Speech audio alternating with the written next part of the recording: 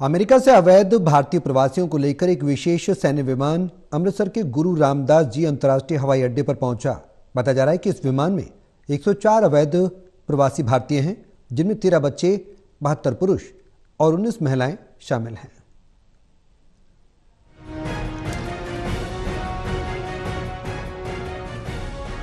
America से अवैध भारतीय प्रवासियों को लेकर एक विशेष सैन्य विमान अमृतसर के श्री गुरु रामदास जी अंतर्राष्ट्रीय हवाई अड्डे पर पहुंचा।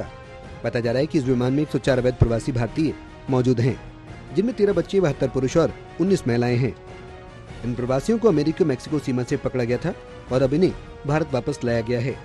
अब सवाल ये उठता है कि आखिर ये भारतीय अमेरिका कैसे पहुंचे थे।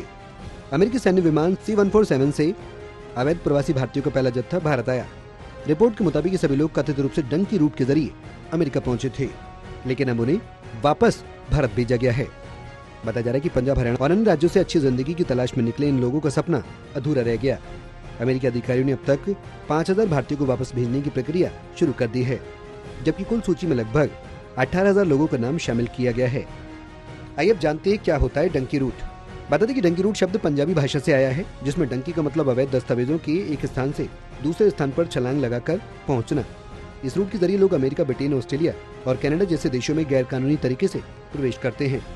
अवैध प्रवास में ट्रैवल एजेंट्स की भूमिका बहुत अहम होती है, जो नकली दस्तावेज तैयार कर लोगों को जोखिम भरे रास्तों से गंतव्य तक पहुंचाने की कोशिश करते हैं। अमृतसर प्रशासन के मुताबिक अवैध भारतीय प्रवासियों के दस्तावेजों की अमृतसर एयरपोर्ट पर भी जाँच की जाएगी।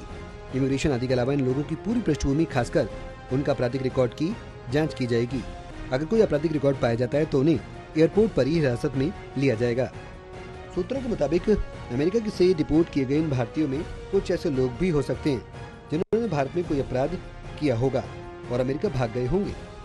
इसकी सुव्यवस्थित तरीके से जांच के लिए अमृतसर एयरपोर्ट पर पुलिस और प्रशासन मुस्तैद है।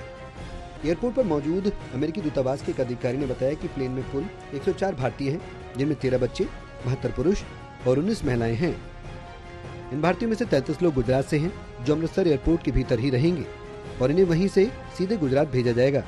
भारत पहुंचने पर इन लोगों की गिरफ्तारी का कोई आधार नहीं है, क्योंकि इन्होंने किसी भी तरह से भारतीय कानूनों का उल्लंघन नहीं किया है। अमेरिका में रह रहे अवैध प्रवासी भारतीयों को लेकर यूएस एयरफोर्स के C-17 ग्लोबमास्टर एयरक्राफ्ट ने टेक्सास के पास अमेरिकी सैन्य अड्डे से उड़ान भरी।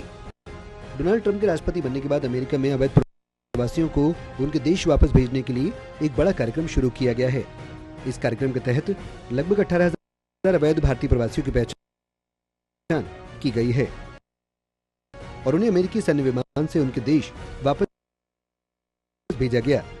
बता दें कि पिछले हफ्ते अमेरिका के विदेश मंत्री मार्को रूबियो ने भारत के विदेश मंत्री एस जयशंकर से मुलाकात कर अवैध प्रवासियों से जुड़ी समस्या के समाधान पर अपनी चिंता व्यक्त की थी। ट्रंप सरकार अवैध प्रवासियों को लेकर ले जाने के लिए सैन्य विमान का इस्तेमाल करती रही है। इससे पहले ग्वाटेमाला, पेरू और होंडुरास में भी अमेरिकी मिलिट्री प्लेन से अवैध प्रवासियों को भेजा गया था। National desk, total news.